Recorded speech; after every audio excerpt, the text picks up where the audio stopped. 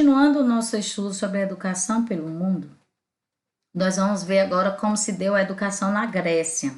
Daí nós temos aí a pedagogia de Sócrates, de Platão, de Aristóteles, embasando todo esse processo educacional. E Sócrates, em sua pedagogia, era baseado na reflexão sobre a natureza e o sentido da educação. As reflexões elas giravam em torno dos fins e objetivos que era a formação dos indivíduos, ou seja, dos jovens que eles deveriam alcançar. Sócrates ele defende a fé na razão e a convicção de que existe uma verdade invariavelmente válida. Já Platão, ele traz um pensamento idealista, diferente de Sócrates, onde ele diz que o conhecimento não vem de fora para o homem, mas é um esforço da alma para apoderar-se da verdade. Ou seja, é esse esforço, esse conhecimento. Enquanto para Sócrates todos têm capacidade de adquirir conhecimento, para Platão apenas algumas pessoas teriam essa tal capacidade. Por quê? Porque é inato, você já nasceria com isso, você não desenvolveria. Segundo Platão, o fim da educação é a formação moral do homem e o meio de atingi-lo é o Estado. Ou seja, por isso que ele defendia que o Estado devia se responsabilizar por toda a educação. Esse princípio só se difundiu no Ocidente muitos séculos depois, que é o que nós vivenciamos hoje, que a educação é responsabilidade do Estado em contrapartida com a família. Ele também defendia o sistema de educação que pregava a renúncia do indivíduo em favor da comunidade e estabelecia um longo trajeto educacional. Ele acreditava que o talento e o gênio só se revelam aos poucos, então não é algo que você já nascia pré-pronto com ele ali acabado, não. Ele também defendia que as crianças deveriam ser separadas dos pais até os 10 anos de idade, para não sofrer a influência dos mais velhos, ou seja, não se corromperem. Dentro dessa educação, até os 10 anos, era focado a atividade física, as brincadeiras e esporte, que pretendiam criar uma reserva de saúde, né, para toda a vida desse indivíduo. Então, preparar toda essa estrutura para a vida futura. Aos 16 anos, esses alunos eles tinham acesso à música e exercício físico. A música para preparar o espírito e o exercício físico para dar resistência e equilibrar a força muscular. Aos 20 anos, esses jovens eles eram submetidos a um teste, tá? E se eles fossem aprovados nesse teste, eles iam estudar mais 10 anos.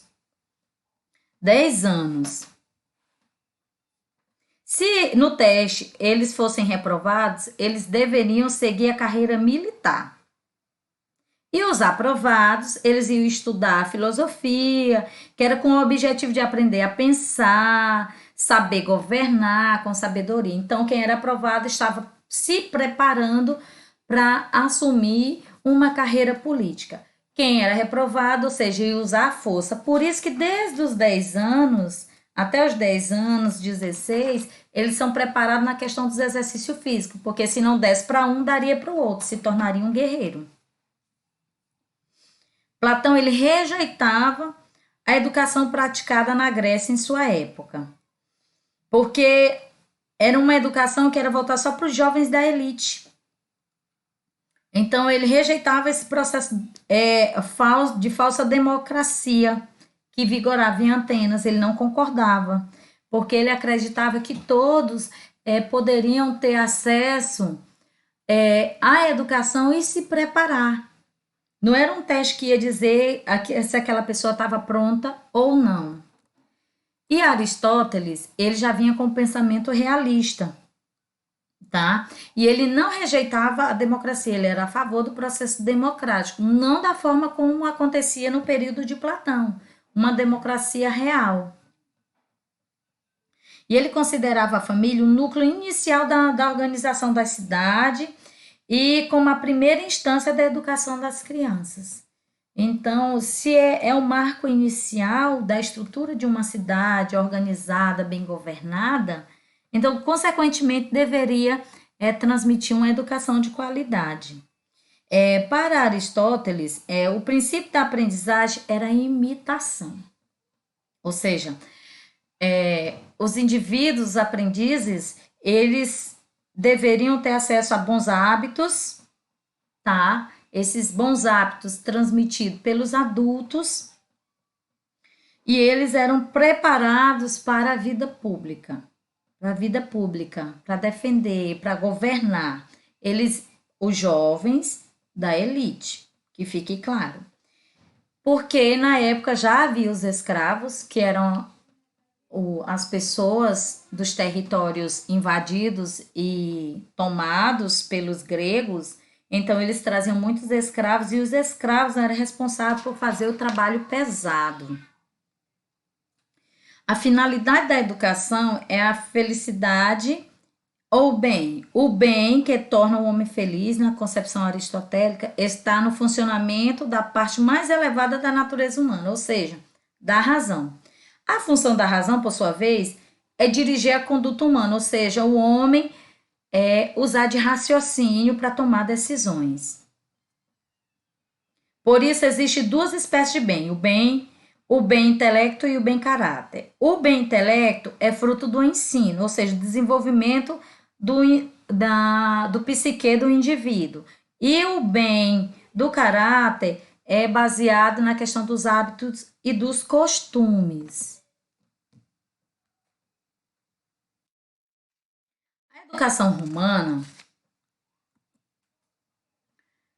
ela tinha a formação cívico-oratória, ou seja, o indivíduo ele deveria dominar bem a questão da fala, sua eloquência, sua entonação, porque era a força decisiva para a vida pública romana. A pessoa tinha que ter o poder de persuasão.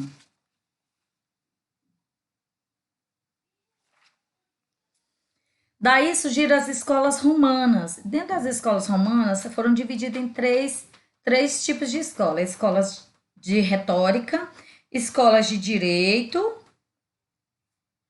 e escola de filósofos.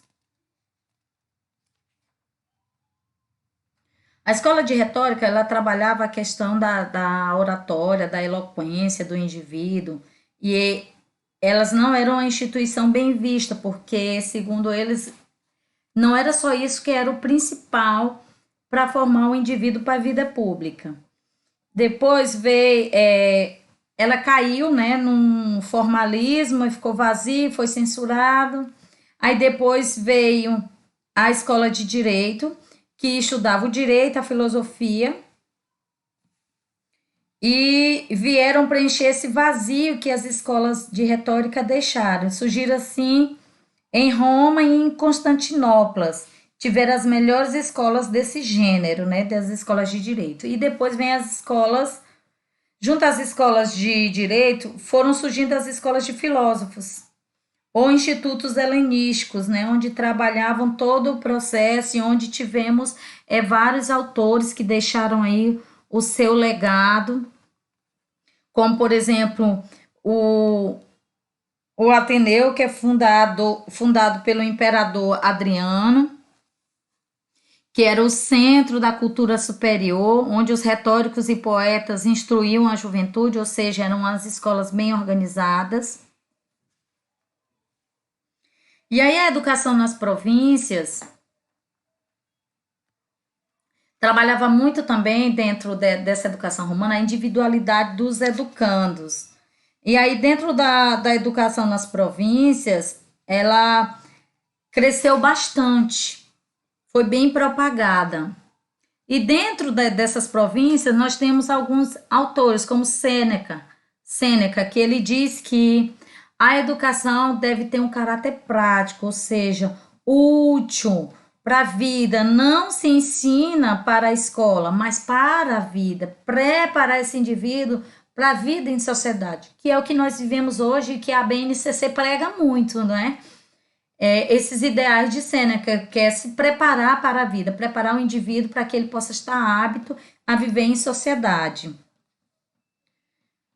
E temos Plutarco, que ele diz que a educação doméstica é a melhor na fase de formação elementar.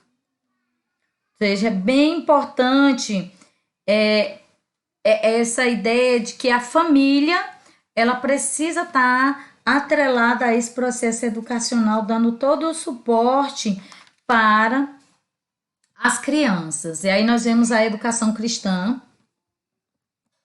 Nós trazemos aqui Santo Agostinho, né, no Ocidente, é um modelo de inteligência, ele encarnou o modelo de inteligência cristã. E Agostinho ele faz ligação entre os conceitos herdados dos filósofos gregos e as crenças da fé cristã. Santo Agostinho ele deixou um legado maravilhoso.